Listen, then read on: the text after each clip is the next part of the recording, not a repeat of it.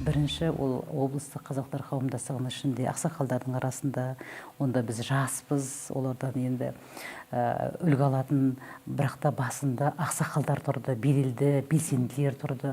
Олардың енді арқасында педагог болғандар, ағартушылар, заслуженный учителя России деген статустар бар адамдар болды да. Сол кісілер бірінші Орынбор облыстық қазақтар қоғамын Тасмурзин Мырзатай ағай, марқұм Аяған Нұрман, жазушы, сондай кісілер болды.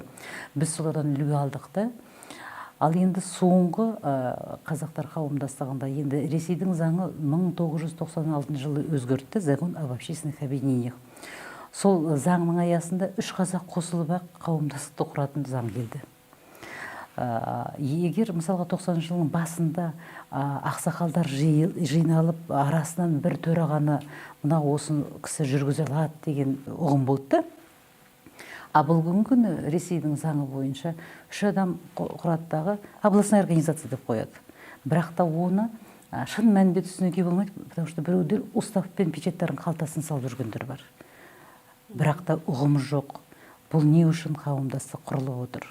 Сондықтан да бүгінгі өзімнің ақ ниетім қауымдастықтың басында бұрынғыдай осы төрағамен төрайымдар сайласа дұрыс болады. Не үшін? Бүгінгі 5-6 мысалға қауымдастықтар Ресейдің Омбыда болсын, Орынборда болсын, бытырап жатқан қауымдастықтар көп, бірақ саны бар, сапасы жоқ.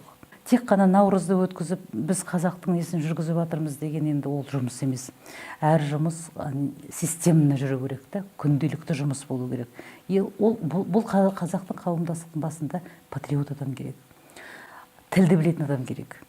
Мысалға, бүгінгі нәтижелі болу үшін қазақтар, біздің Қазақстан бізге осылай мысалға көңіл аударып жатыр деу үшін, мысалға мамандықтарды осы жерден жіберіп, оларды Ресей жерінде, мысалға сол маманды Министерство образованияда оның квалификациясын бәрін түзелеп, оны бекітіп, Қазақстан оның жұмысын, мысалға қызметін төлеп, общежитиями, квартирами служебный, соның бәрін шешіп, сонда ғана біз айта аламыз, міне мұғалім бар.